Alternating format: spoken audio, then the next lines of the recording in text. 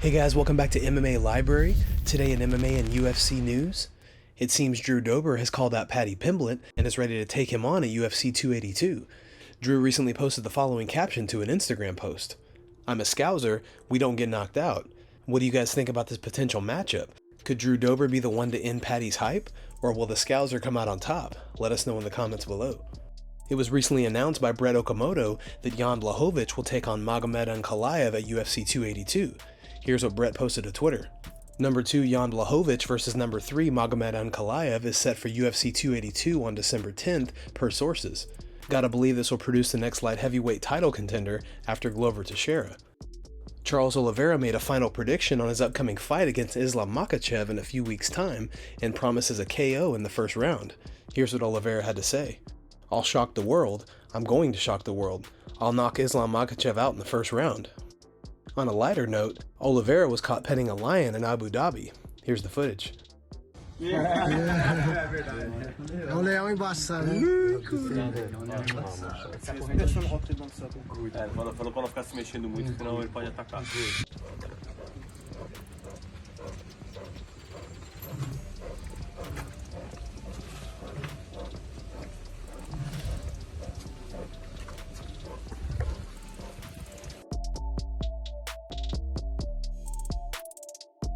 Speaking with Ariel Helwani, Alexander Volkanovski had this to say about potentially fighting for the lightweight title.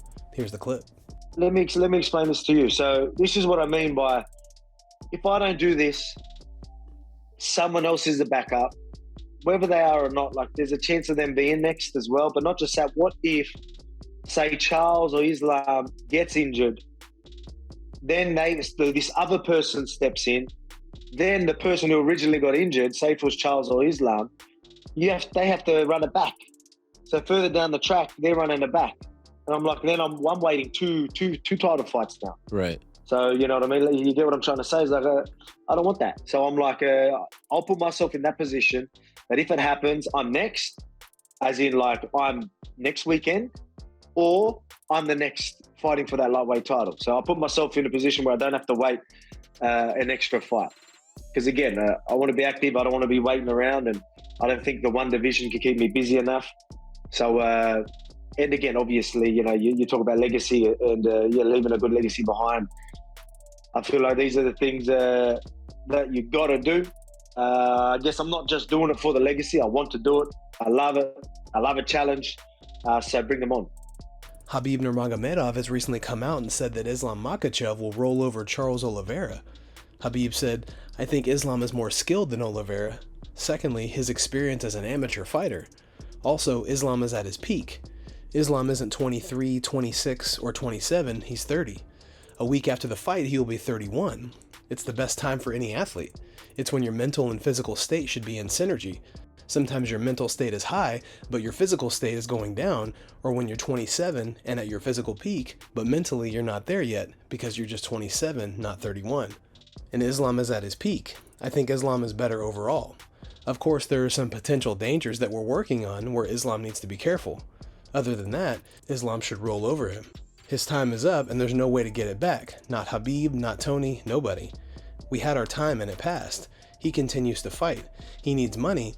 You need to pay your bills in the US, and I'm sure that since he's a Californian, I know all the Californian fighters, everything he earned, take half of that. I think he keeps fighting for money to pay his bills and taxes. He has a family, he has 2 kids. I don't blame him, but you can't get back time.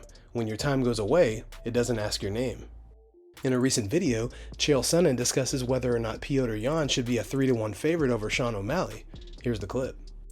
Sugar Sean versus Petr Yan. Guys, I was on YouTube and I just did a poll, okay? 3-1 favorite for Yan. He's 3 times more likely to beat Sugar Sean than the other way around. And my poll told you that, and I followed it with a question to say, do you agree with that? It's not to say who you think is going to win. Do you think that those odds, do you think there's a discrepancy? It was overwhelming. You guys agreed with it. It should be 3-1. Overwhelming. Now, I'm going to superimpose that you believe that this is going to be a stand-up battle and that Yan can can get to the target, get inside, rough him up, and beat him up. Raise your hand. Did I just describe what you think's gonna happen? Okay, then you're talking about a finish. I mean, you're telling me a guy is 3 times better than another guy, and you're telling me the fight's going to be on their feet. Guys that get overwhelmed on their feet by somebody 3 times better than them don't make it the distance. Is that accurate? Is that what you're telling me? Am I interpreting this wrong? You think there's gonna be a stand-up battle that Sean can't even defend himself? 3-1 spread. I mean, I asked you very direct, overwhelmingly. 68% of you said yes. That surprises me. Aljamain Sterling recently said, if you do what O'Malley does, good things will happen.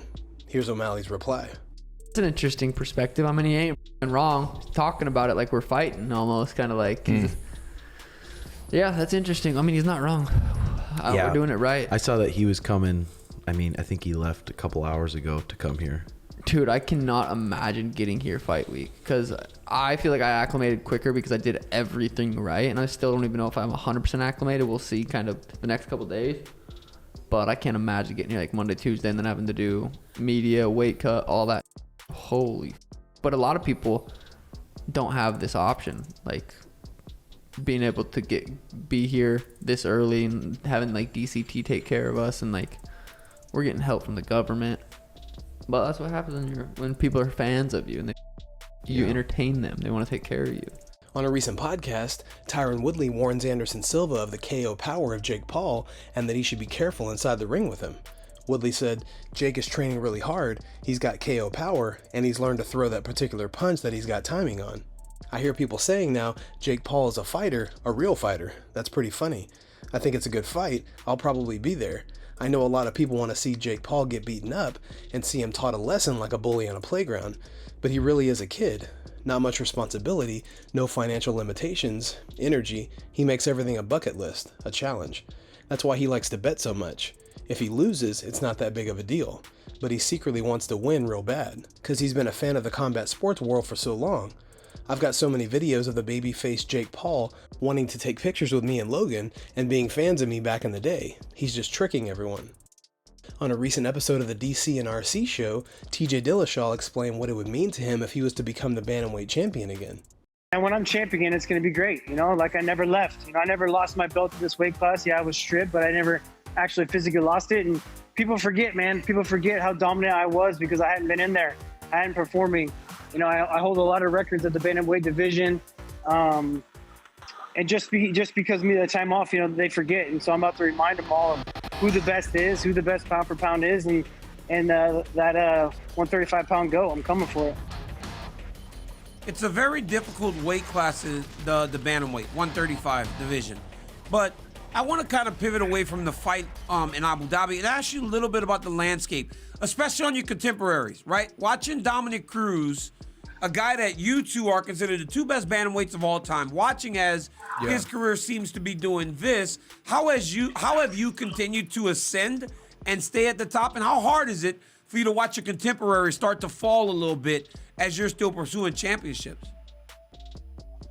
Yeah, I mean, it's definitely hard, you know, but it gives me more confidence I'm doing the right things to continue to get better.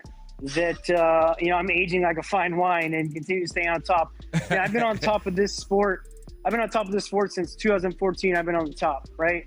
If I'm in this sport, I'm going to be at top. I'm going to be fighting for the belt. I'm going to be fighting for those top spots. So since 2014, I've been there, and I'll always be there. So if I decide to fight, I'm in the top. I'm the champ. And now I'm back to prove it. In the last week, Leon Edwards has come out and said that in the trilogy fight against Usman, it will be held in the UK and preferably at Wembley Stadium. Rumors are now surfacing that this fight has a loose date at UFC 285. As these rumors have been floating online, Usman uploaded a post of him scoring off against Leon with the caption, "Big mood." What do you guys think about the trilogy fight? Will Usman reclaim the belt, or will Edwards have to build up the confidence to remain champion? Let us know in the comment section. Guys, thanks so much for checking out the video. If you like the content we do here on this channel, don't forget to like and subscribe to MMA Library for all the latest MMA and UFC news. We'll see you in the next video.